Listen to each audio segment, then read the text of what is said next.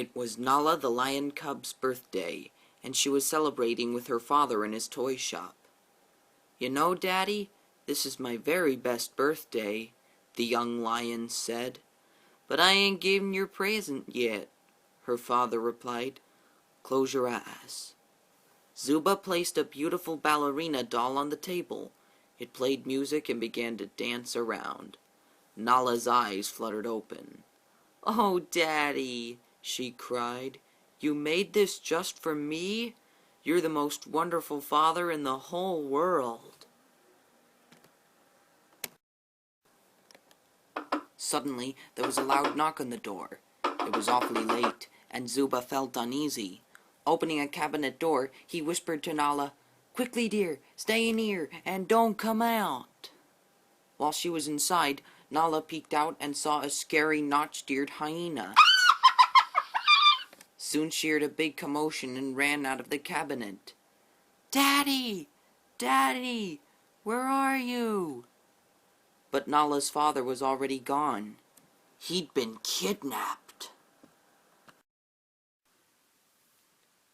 Meanwhile, Watson Leopard had just traveled to London for the celebration of Queen Samantha's 60th year on the throne.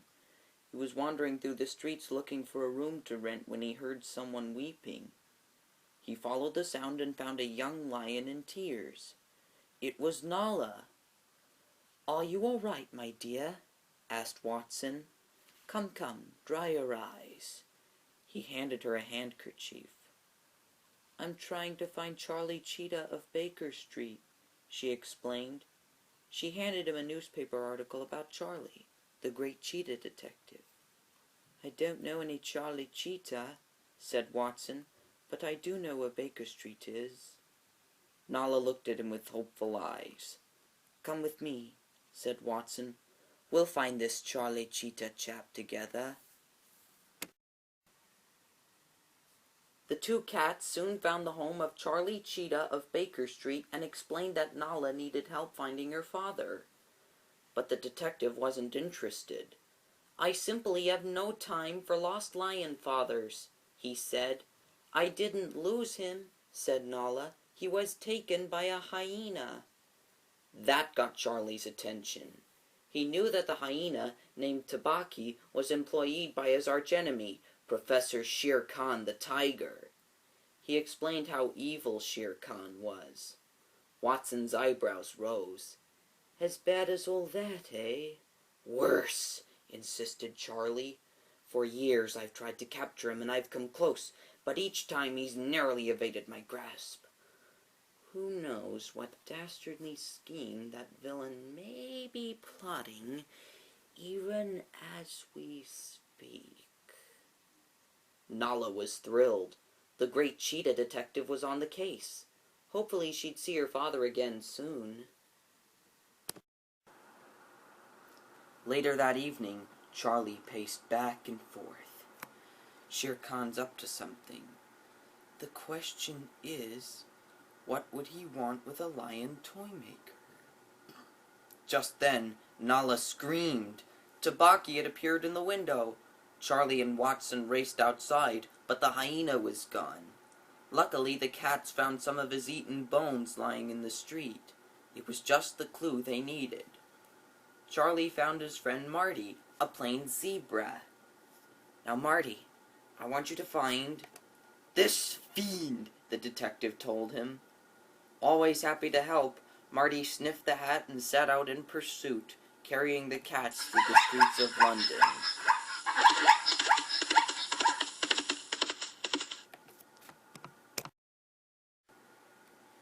Marty came to a stop in front of a toy shop. "Splendid job," Charlie told the zebra. The shop was dark and quiet. Inside were human dolls, games, and toys. Charlie noticed that mechanical parts were missing from many of the toys. What had Tabaki been up to? And what kind of evil scheme was Shere Khan plotting? Nala wandered over to a pretty doll cradle. Curious, she peeked inside. Suddenly, Tabaki jumped out at her. He stuffed her into a bag and ran toward an open skylight. Charlie chased him. even climbing up a tower of toys, but he couldn't catch the hyena. Tabaki escaped with Nala. The situation looked grim. Now Charlie and Watson had to save Nala and her father. Unfortunately, they had no idea where Shere Khan's hideout was located. Charlie paced around the toy shop, thinking hard. Then Watson showed him a piece of paper that Tabaki had left behind. The detective beamed. "Watson, you've done it! This list is precisely what we need." Watson looked at him, thoroughly confused. Back at his house, Charlie did several experiments on the note. He mixed some chemicals and looked at the note under his microscope. "Uh-huh," Charlie cried. He explained that the paper had traces of salt water and coal dust on it. "Salt water? Great Scott!" exclaimed Watson. "It proves beyond a doubt this list came from the riverfront area," Charlie declared. They decided to head down there. Dressed in sailor disguises, Charlie and Watson made their way to the riverfront. "I feel utterly ridiculous," Watson complained. "Don't be absurd," Charlie said. "You look perfect." "Perfectly foolish," replied Watson. "Watson, stay close and do as I do," Charlie told him. Before long, Charlie spotted Tabaki. "Come on!" cried Charlie. "There's not a moment to lose." Quickly, Charlie and Watson followed the hyena through a maze of drainage pipes. He led them all the way to Shere Khan's secret lair. "Surprise!" yelled Shere Khan and his men. Charlie had walked right into a trap. He and Watson were surrounded. There was no way out. Even worse, Shere Khan wanted them dead and had set up an elaborate contraption to make sure they didn't make it out alive. Shere Khan tied Charlie and Watson to a mousetrap their size.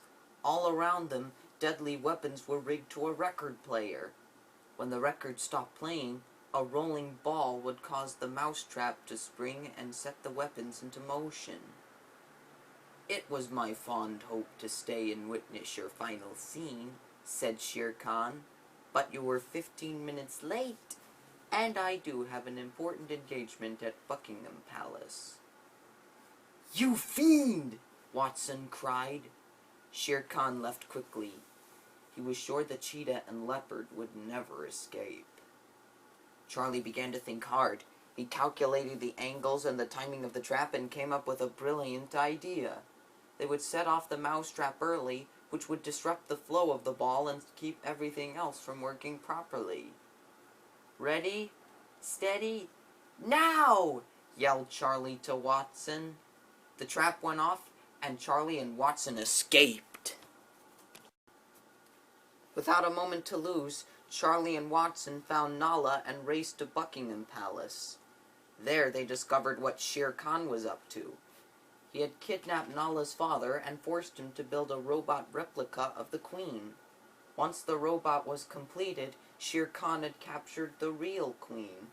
He had just replaced Queen Samantha with the robot. A huge crowd was listening to the robot Queen. "We are gathered here not only to commemorate my 60 years as Queen, but to honor one of truly noble stature, my new royal consort, Professor Shere Khan," it said.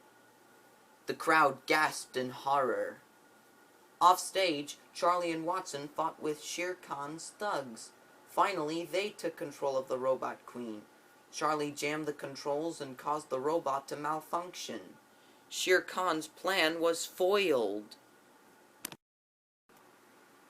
Charlie rushed on stage and yelled, "Arrest that fiend!" After a chase through London, Shere Khan was defeated. Best of all, Nala and her father were reunited. The great cheetah detective had saved the day once again.